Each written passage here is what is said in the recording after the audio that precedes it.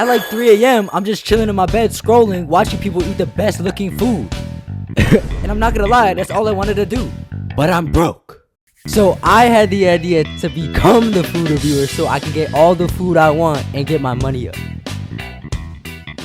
When my family was traveling to Canada for Christmas time, we went to the famous smoked meat sandwich spot, Schwartz's. And I decided to be the perfect time to try to make my first food review. As a novice content creator, I'm still getting used to filming in public. I was showing the food and rating it, but the whole time I was insecure and thinking about what everyone in that restaurant thought of me. I wasn't fully myself, and it showed. Shit. 22 days later, I wanted to post again. So me and my friend tried the Reaper at Dave's Hot Chicken. Since it was just me and my friend, I was free to be myself. Funny moments were happening naturally, and we had a great time.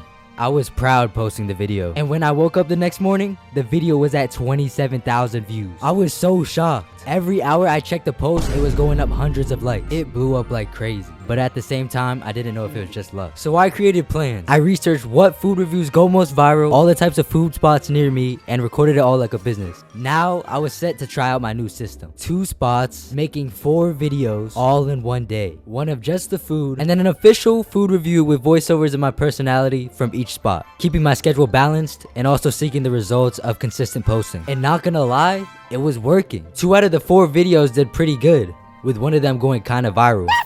The other 2 weren't crazy, but they were good reps for the algorithm. At this point though, I was still paying for the food, and I was going broke. So I thought, if these videos are actually doing numbers, I could use it as my leverage now. Wow, so genius. I had a couple videos do pretty well, and I already had an Instagram with around 11,000 followers from before. So I was like, let me try something. Whoa. I started calling restaurants, asking if they do a sponsored food review. And bro, either they said no or they just didn't pick up. And after a few calls, I realized cold calling was probably not the move. So I handcrafted a message that sounded professional. Then I started sending it out to every spot that I saved, hoping one of them would bite.